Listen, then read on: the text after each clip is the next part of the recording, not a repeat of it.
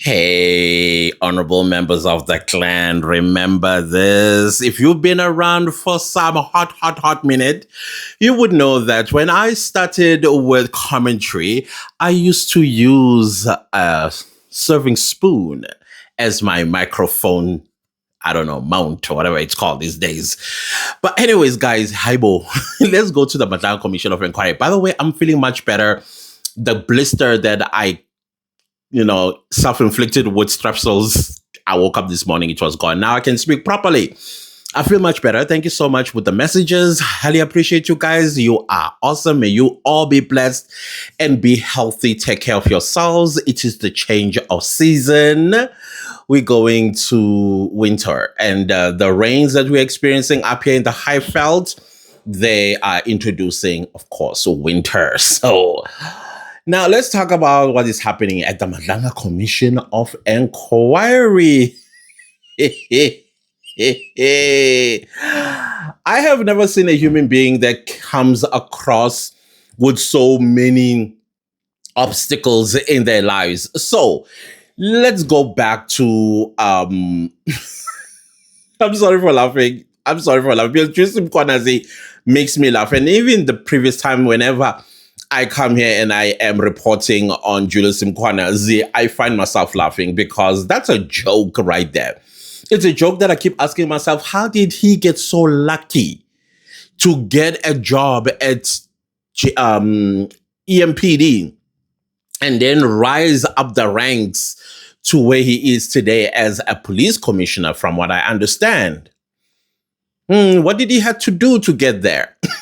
Because allegedly, or in fact, it's not even allegedly, he says it.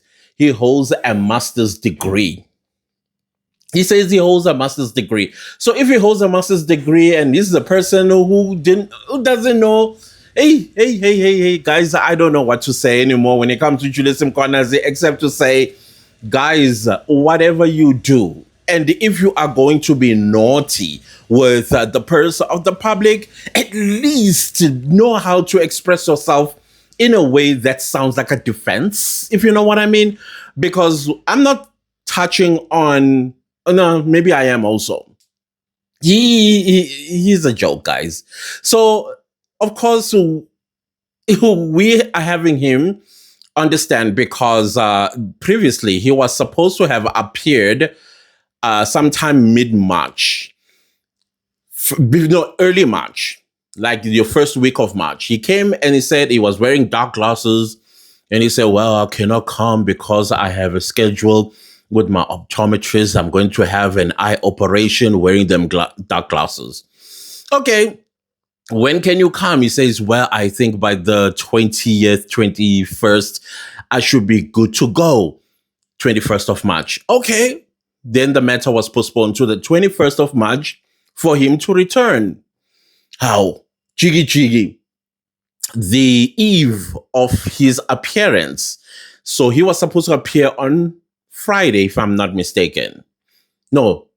Yeah, 20th was on Friday of March when he was supposed to appear, but he came on Thursday to make a new application to announce or to alert the commission that he's lost his mother, and her funeral was the following day. So though this is the eve of his mother's funeral, not the eve of the hearing.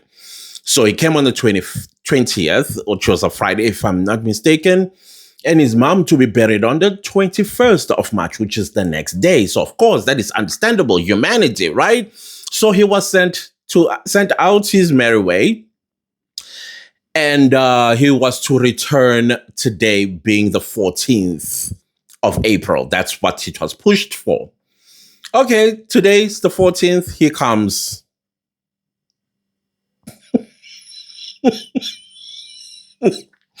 Okay, this part is a little sensitive for many Black South Africans because it happens to a lot of Black South Africans where Home Affairs either messes up your birth certificate by either giving you a wrong name. I've seen people's surnames like, there's this surname, Mtetwa, will be written Mtetwa type of situation.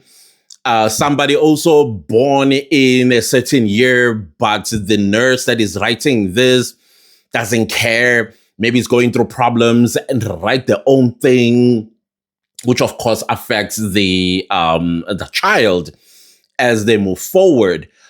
Some, of course, are born at home, and some kids come from polygamous relationships, and others come from families, laba fihla ihlazo, those that hide humiliation type of situation where there's a teenage pregnancy and they take the child, the pregnant girl, to another place to be raised by somebody else, or they give up the child for adoption and etc. and so on. And with Julius Mkhwanazi, for me, it raised a question in my head. Because number one, we have a Julius Mkhwanazi who doesn't have a Zulu name. He's got parents and grandparents without Zulu names. They are all English. I think back in the day, they would call them Baptist names, like you're baptized and then you're given a name. But they're not given Zulu names, and they're Mkhwanazi or Shamase. How's that even possible? So in my head, I'm thinking, okay, I know in the SADC we might have Mkhwanazi, you know, going as far up to Zambia or Malawi even. That's just me. I'm not saying that's what happened. So, evidence leader, senior counsel Sillo, she was not taking this lying down, y'all. That last postponement, she did not like it at all because she felt that she was lied to. And I understood why she was getting the commission to charge Julius Mkhwanazi with perjury or contempt of the commission because she felt that he lied. Now, he produces a death certificate of his late mother, the one that he announces will be buried the following day. That's why he's not going to be able to proceed. And then they look at the death certificate and they look at the deceased woman's age. She's 10 years older. 10 years older than Julius Mkhwanazi. And yet Julius Mkhwanazi stated that he's the seventh child. I mean, this woman that passed on had 7 children, and he was the second born from the deceased woman. And his older brother, when he was born, the mother was 8 years old. So he's like, okay, I can explain that. And my ears were like, woo, what are you talking about? And how are you going to explain this one away? So he goes to say, oh no, the lady that passed on that I refer as my mother is my stepmother. I'm like, okay, that can be plausible. But senior counsel still digs a little bit deeper with receipts, y'all. Because she did not take this kindly when she heard his explanation. Then the postponement was granted, but something did not ring a bell to her. So she even went as far as Home Affairs archives and found Julius Mkhwanazi's, I think it's intention to register, not a birth certificate, but an intention to register.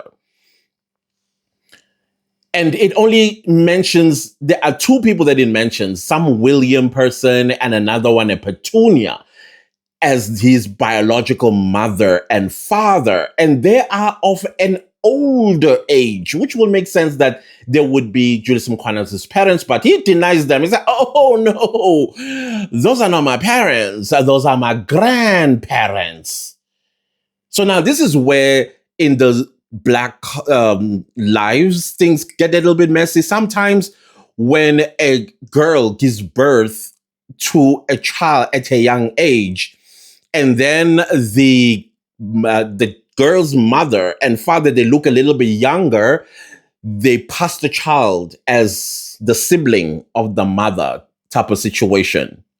But not even that. No, not even that. I would have stuck with that instead of the story that he tells about the stepmother, that he does not say that this is my stepmother. That is why senior counsel Sillo was not taking kindly to it. That you should have stated that the lady you are going to bury is not your biological mother, but your stepmother that your dad took when you were already born, and she's 10 years older than you. I would have stuck with this part that my mom gave birth at a young age. My grandparents became my parents. Hence, they are in the thingy, in the document. On top of that, it's like, oh, no, no, no. There was a court battle between the grandparents, I guess, with his biological parents, because I don't know what the situation with the biological parents, and therefore they brought him up.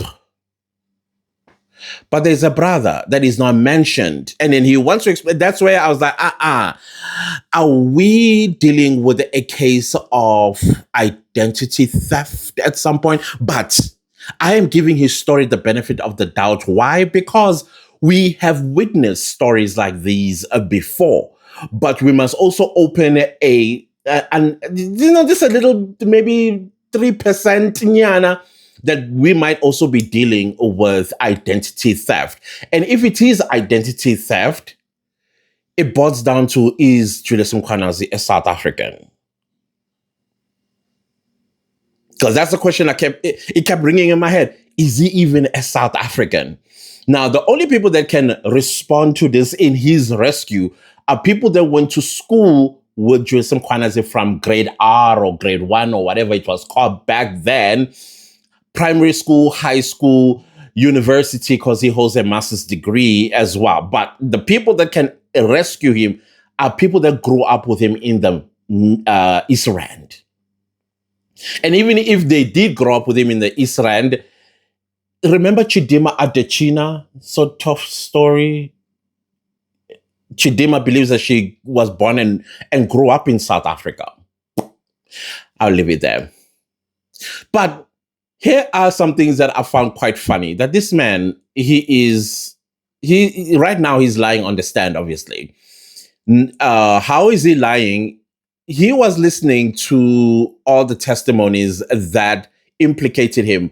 Of course, Rivers Spies played a major role in what he is back to the Madlanga Commission of Inquiry for.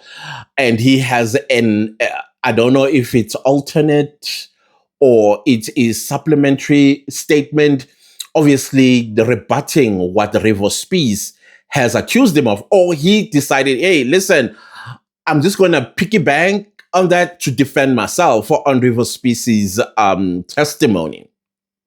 He came gun blazing in defense of that's her name. I'm so sorry, guys. That lady with the little baby. Yeah, he came to defend her. But I was like, okay, what was the point of that? There was no point. Anyways, he came back to Rivers Spies, how much of a liar he is. In my head, I'm like, read the room, Julius Mkhwanazi. South Africans believe Rivers Spies. You are in the hot seat today because of Rivers Spies. You are back because of Rivers Spies' testimony. And Rivers Spies, in case you have not noticed, is cleaning Tshwane. And I, as Clantus and the clan sitting right here, we think he will make a great national police commissioner in the South African Police Service. Read the room, Julius Mkhwanazi. Read the room. But I think he's so full of hatred for Spies, and he wants to discredit Spies' testimony, but he is failing. Just like those other guys, I think Malaji, as well as who was the previous guy that took the stand from Tshwane.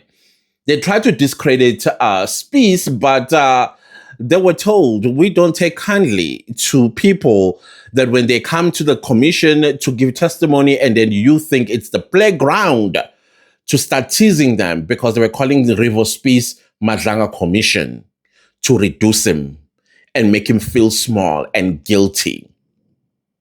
So right now we are at that point where Julius Mkhwanazi is still reading his new statement. I believe they're on page 7 or something like that. I'm not quite sure of how many pages. I forgot to look at one of how many pages. And he is, instead of reading a statement, he is explaining things that make no sense. This is a master's degree holder, y'all. who doesn't know a difference between send and sent. You have a master's degree. Sended. You have a master's degree. But yeah, that's what political deployment is all about.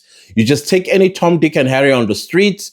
You don't ask questions. You don't look for qualifications, capability, and all the stuff that is needed. And you throw them in the deep end. And this is what we come up with because they grow a big head. And then they believe they're untouchable.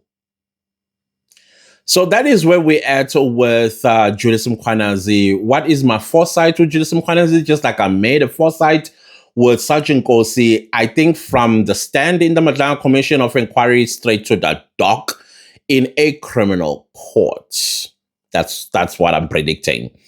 Because there are some crimes that he needs to respond to, including the misleading of the Madlanga Commission. But of course, the Madlanga Commission made an apology to him because he felt a little uncomfortable with the questions that were being asked. And in my head, I'm thinking, I know, if I'm hiding where I really am from, I would not want my background told to the public.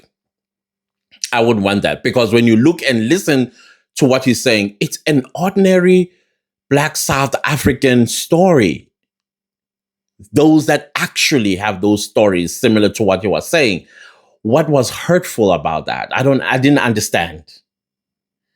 Unless then he was actually learning new things about himself that he never knew before. But that too, it's an ordinary Black South African story. Ordinary. I don't know what your thoughts, guys, are, but I know I'm forgetting something. I'm still a bit medicated. This is my second last day for my medication too. I think tomorrow is the last, which is Wednesday. And I should be free on Thursday going forward. But I feel much better. Much, much better. Thank you, guys. You're the best. You are the best. I'm, excuse me. You are very, very, very kind. I'm very thankful. So they will be back at 2:25. Right now, it is 5:22. Oh yeah, there was also a very long adjournment. The tea adjournment, I think it was almost like an hour long. That's because he needed to sign his new statement. I think he was consulting. And he came without lawyers this time. He fired his lawyers. And I wondered why he fired them. I don't think he fired them. I think personally, when his story, like personal story, came up, they were like, we don't think we want to ruin our reputation by lying on your behalf. So for reputation's sake, I think they withdrew as his lawyers. So he's their loyalist again. Anyways, guys, I'll see you later. Goodbye.